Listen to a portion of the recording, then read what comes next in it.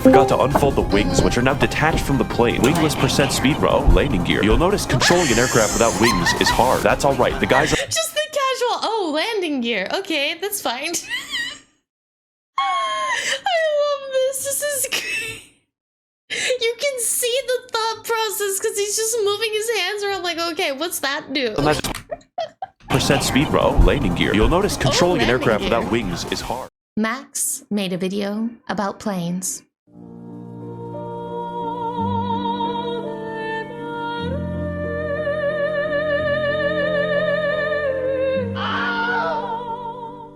Of course, it's not about flying. It's about committing international war crimes at Mach speed and somehow fighting biblical entities along the way. The game? Project Wingman. The goal?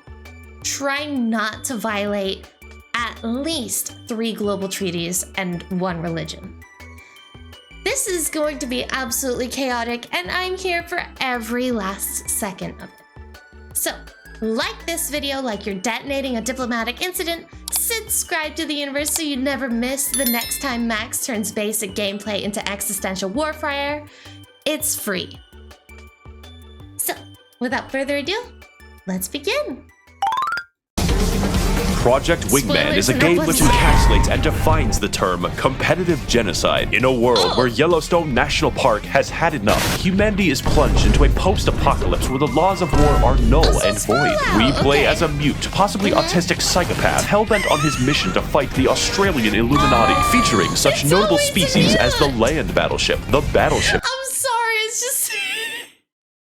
I played Sons of the Forest not too long ago, but there's always a mute, possibly autistic person in these games. Why is that a thing? Is that like... Is this like an inside joke that I'm not aware of?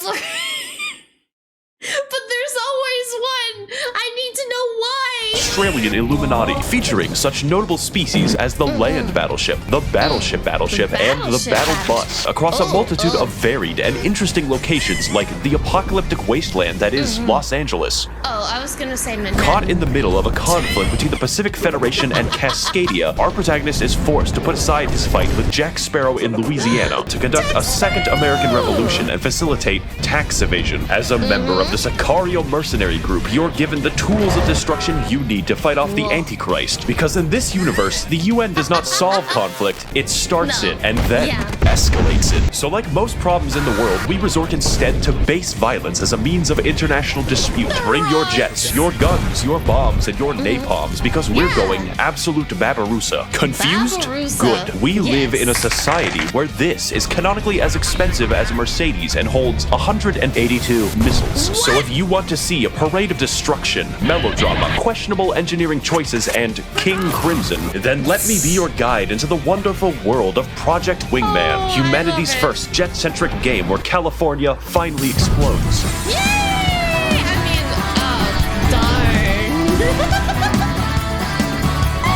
Now, I know what you're thinking. A jet game, Max? You've gone insane. Jet games are played by dads that have 12 keyboards and people with actual money. And while it may appear to you that I have money, it's only— Actually, he has a really solid point there.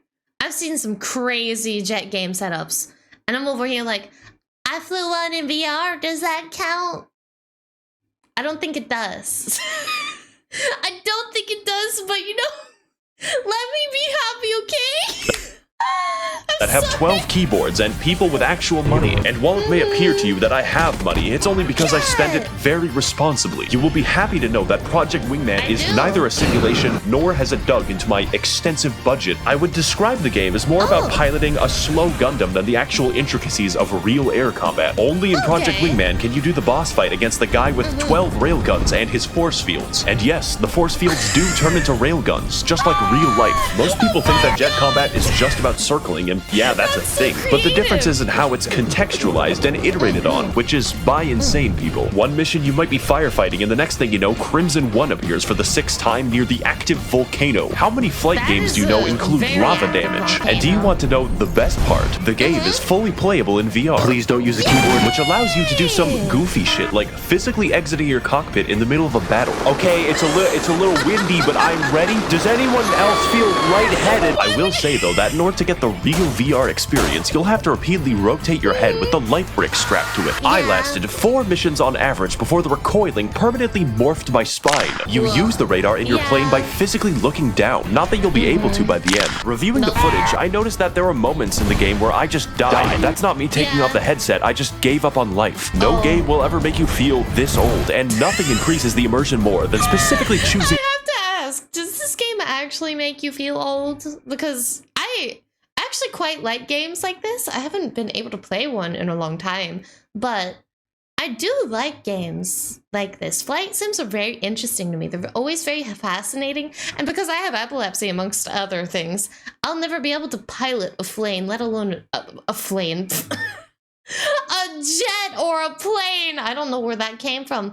I'll never be able to pilot one, so I mean, this is as close as I can get. Okay, let me commit arson in my dreams, at least. That's all I'm asking. Okay. No game will ever make you feel this old, and nothing increases the immersion more than specifically choosing planes with as little visibility as possible for the extra challenge. I beat the entire game in 2 painful sessions, but I had never experienced anything like this ever since my house nearly burned down while playing VTOL VR. So in terms of VR, it's a must-have, because only in VR can we express the true, paralyzing fear of driving. So how do we fly our death machine? VR controls, after all, are difficult. Mr. Smart Guy over here thinks he knows how hands work. First of all, you'll need to get inside your real Project Wingman trademark plane. Turn on the main battery, whatever this is. Turn on the engines, but not too fast. Close your canopy. Blast the shitting grip. Display. I don't know what this does. Boot Windows. Microsoft Pinball. Smash that radar button. Hit subscribe. Turn off the brakes. Make sure you give the joystick a good jiggle. Now, we're not going to use the carrier's catapult. We're just going to pray. You'll notice I forgot to unfold the wings, which are now detached from the plane. Wingless percent speed row, landing gear. You'll notice controlling an aircraft without wings is hard. That's alright. The guys are— Just the casual, landing gear. Okay, that's fine. I love this. This is great. You can see the thought process because he's just moving his hands around like, okay, what's that do? percent speed row, landing gear. You'll notice controlling an aircraft without wings is hard. That's alright. The guys on that destroyer don't have family. Now that we're in the air and in the correct game, what am I supposed to do? The answer is remarkably simple. Missiles. There's a reason you can carry several hundred of them. Missiles are fucking everything. Every specialized weapon for all your terrestrial needs are various permutations of a missile. It's actually a problem because, I mean, I guess you could use unguided bombs if you want to miss. Ace Combat at least had the gall to let me use an unguided laser, but I don't know, what else could you put on a jet? A fucking dolphin? I don't— What is the purpose of an unguided anything? If you have the technology for guided, why would you even default for unguided? That's a genuine question.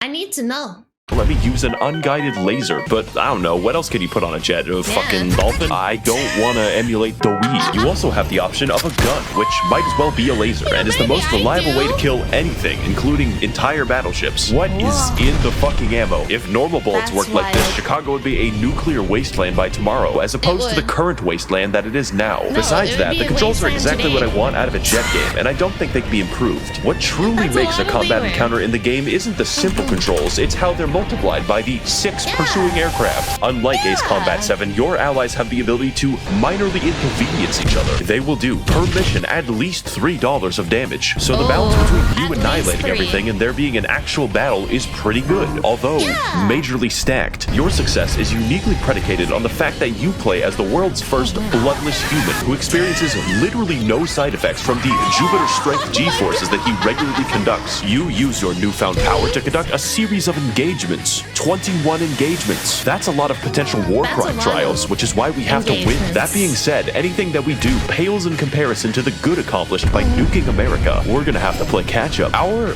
liberation will take us all across the video game against all manner of foes, including the planes, the big planes, armies of helpless soldiers with families and dogs, and the Federation fleet. Wait, who is Not the dogs, man. Not the dogs. Why'd you do that? Why'd you have to remind me about the dogs? I would have been a happy-go-lucky cat. Why the dogs? armies of helpless soldiers with families and dogs, and the Federation fleet. Wait, who is that on my screen? Oh, I mean, fuck. But what really stands out are the boss fights. Yes, the plane game with boss fights. Shinji, get in the plane. We have to fight the angels or some shit. As for their weaponry, well, it's not physically possible. In order, you fight Crimson Squadron, French woman, and her Australian babe. It's 4 p.m. Time to get in the plane. Crimson Squadron, and Crimson Squadron's very angry nuclear enthusiast. More about him later. He's a guy. You can probably tell that it's character and the dialogue that keeps the game alive. Project Wingman would be an entirely different game if you weren't constantly hearing more complaining than a fucking call center. Silence is so rare that when your ally flips his shit... I don't know, man. If there's that much complaining in this game, I don't think I would last. I used to work at a call center. I should know. It's really bad. Really bad. Enough to make me quit. I had to quit because I had constant laryngitis and they weren't giving me time to heal. It was terrible. More complaining than a fucking call center. Silence is so rare that when your ally flips his shit and demands people stop fucking talking, everyone is surprised. So just by playing the game, you get a lot of lore. So I think it's a good time to talk about that. Our story begins, like many, in Wyoming, where Yellowstone National Park does a little trolling, causing the tectonic plates to fucking rupture. In an instant, the entire modern age and Christianity in particular is ended. This, however, created a mysterious, volatile material called cordium, which effectively gave everyone free geothermal energy. And also bombs. What emerged hundreds of years later are the countries of the Pacific: Neo-Mongolia, Large Hawaii, Oceania, and Cascadia. Oceania in particular was once invaded by a cabal of mercenaries attempting to establish diamond dogs or some shit. Thank God that we had Skullface there to help us out. In fact, nearly every military engagement since then has been swayed exclusively by methed up mercenaries. To prevent further challenges to their rule, the Federation tightened its power to include all of the death squads. But primarily, Cascadia was just mad that other people were allowed to use the limitless supply of energy that they had and wanted to sell it to everyone else at a ridiculous markup. But if it's a limitless supply... Wow. It's a limitless supply of energy and yet it's being sold. That sounds like capitalism. The limitless supply of energy that they had and wanted to sell it to everyone else at a ridiculous markup. This sets the scene for a war of independence which you are caught in the middle of, or rather, insert yourself into for money. Now the thing is, Cascadia is a real nation that exists in the imagination of insufferable people, so I can attest that the geography of where I live is well suited to guerrilla warfare. The entire Cascadian fleet, for instance, is one stolen ship called the Eminent Domain. The Federation, though, is not without a contingency plan. All across their empire, the Federation establishes peacekeepers, that's the real name, elite fighter squadrons of questionable sanity and engagement timing. The peacekeepers are so confident that they arrive late to every single battle that they're in. This directly causes their failure 90% of the time, by the way. The peacekeepers we encounter are the Crimson Squadron, one such group of elites so dedicated that they risked losing their entire air force, went to a volcanic suicide mission. They don't risk it, they do.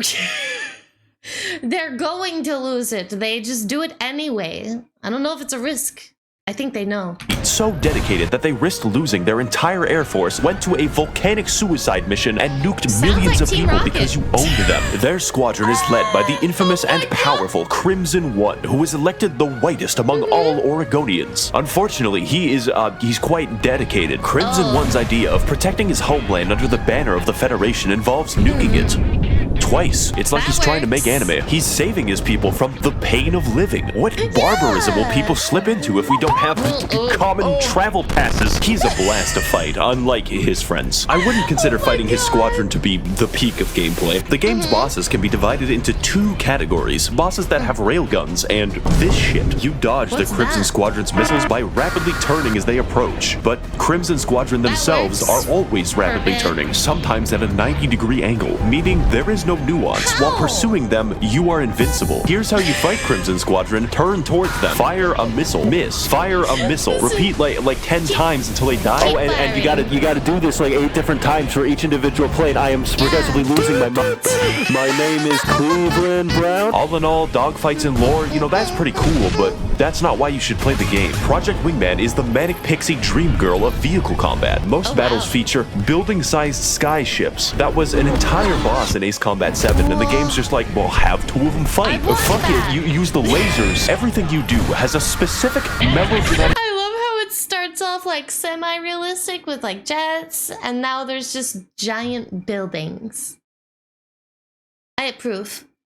And lasers. I approve. I do. I would like to indulge in giant buildings flying in lasers. Fight. Fuck it, you use the lasers. Everything you do has a specific melodramatic reason as part of the wider narrative, and just watching that unfold and how it affects gameplay is the real draw. I see no other way of highlighting how this works than to show you, because Project Wingman is a game that you really need to see to believe.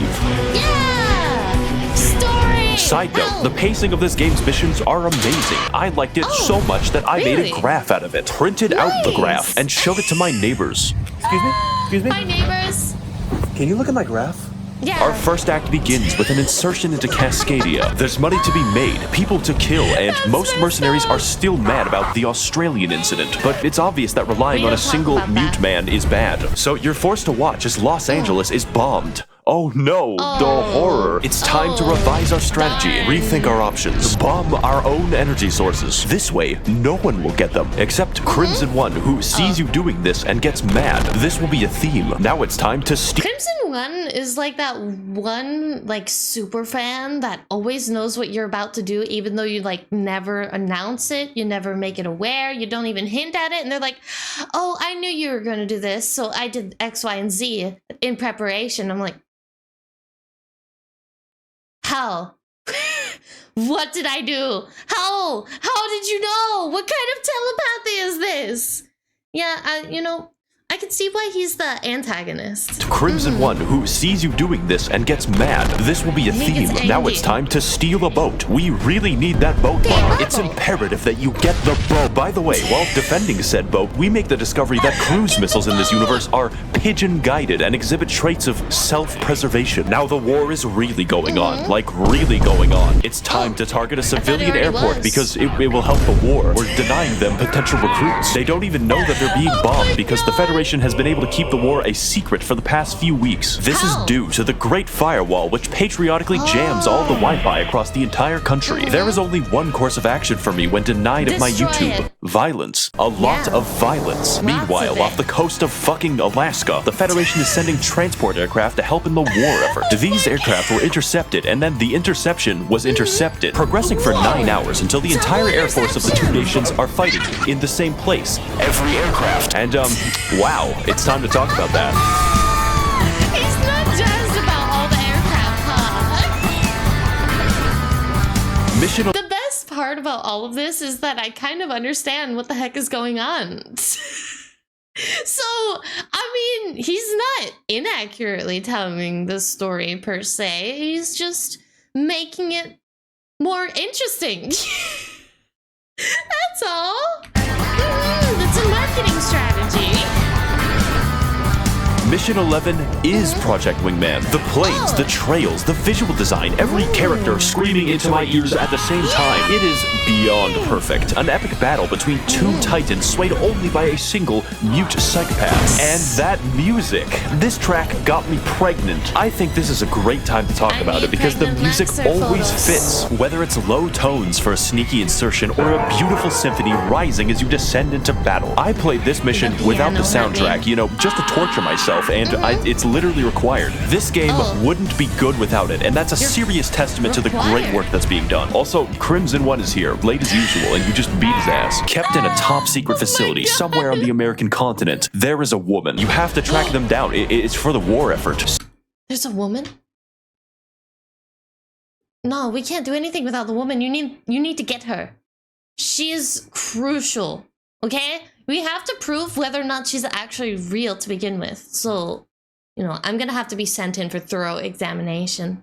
Somewhere on the American continent, there is a woman. You have to track them down. It's for the war effort. So you raid the woman containment facility off the coast of Yellowstone, and she boards her fucking super aircraft with railguns and the turn radius of a nickel. Woman eliminated. Now, let's go down the list. Attack Hawaii for no reason. That's on the list. Attack people in a forest fire. That is definitely on the list. Save civilian lives. Oh, I'm sorry. That's not on the list. It's That's time not to on the retake list. Seattle with the Federation in retreat and the war nearly won. With the Air Force in disarray, we're just one step away from...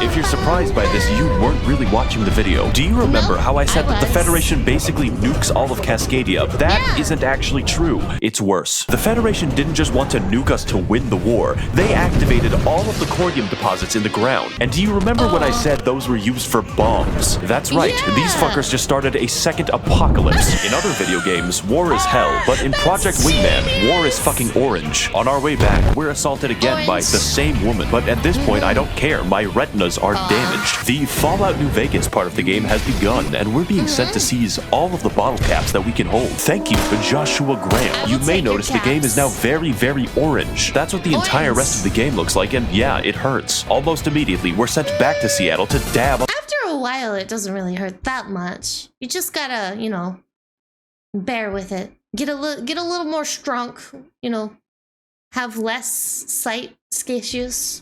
I don't know, this is coming from someone who's like practically blind the second she covers one of her eyes, so I probably shouldn't be talking.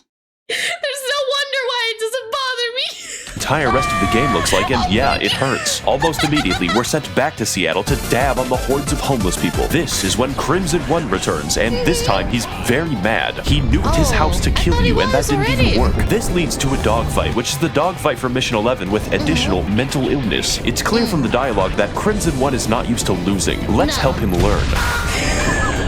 It's fucking creepy, dude. Jesus. Have a fucking Snickers. With that detour out of the way, it turns out that nukes didn't really help the Federation win. It just made a bunch of guys dress up like the fucking Romans. And with the UN on its last legs, there is one final stronghold for us to bomb. Los Angeles. Fucking finally. We struggle to take the city, fighting foes in the air, on the seas, and attempting to flee my bullets. But after a long and arduous fight, we stand victorious over the city as the music begins to pick up in the back.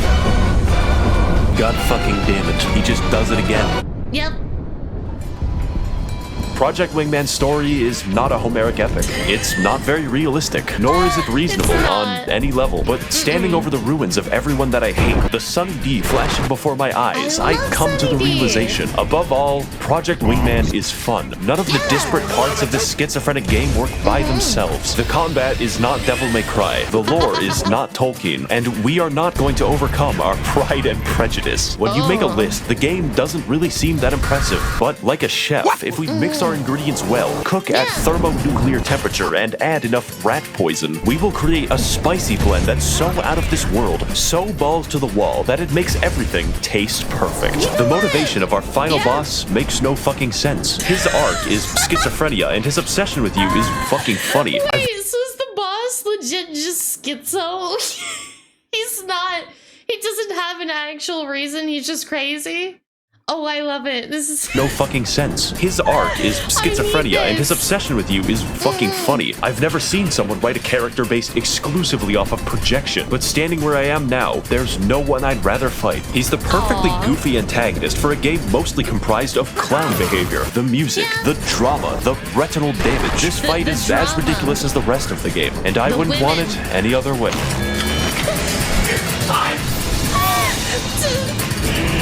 Historia? What am I reading?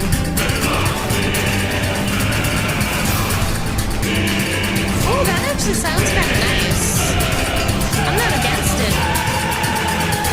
How do you like being nuked, you son of a bitch? I would like to thank my benevolent weapons manufacturers and defense contractors for funding this channel and enabling my deadly purchases. If you want to contribute towards the channel and ensure perpetual conflict, you can head to my Patreon to learn more. Thank all of you for watching and flying, and of course, your salvation is at hand. Thank you. I'll do my best. Thank you for tuning in to another NEKO. Have you played Project Wingman? Honestly, this game looks pretty fun and really creative in my opinion. But let me know in the comments below. Until then, please leave a like and subscribe to the universe, and I'll see you in the next one. Matanya!